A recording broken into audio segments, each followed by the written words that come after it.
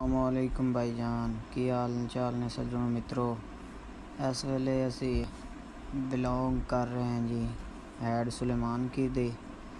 वेखना चाहते ने कई सज्जनों को दसना चाहिए कि हैड सुलेमान की है बड़ी मशहूर मरूफ 1920 दे विच तमीर की गई है। 1923 मुकम्मल हो गई सी।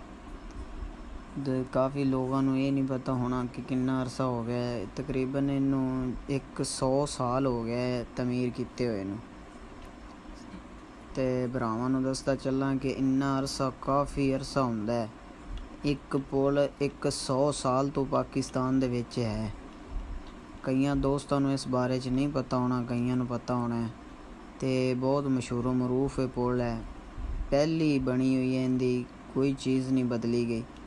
ते हाले तो तकरीबन 100 साल होर कह सकते हैं कि तुसी ये चल सकती है।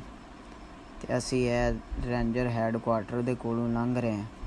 दोस्तों नू विखांदा चलना है सारा कुछ।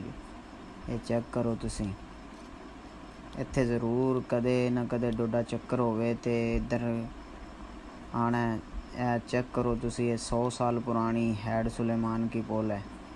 ते बहुत ही प्यारी ते बहुत ही प्यारी पुल है। इनू किधर आए तो चेक करो, आके इनू वेखदे जाओ।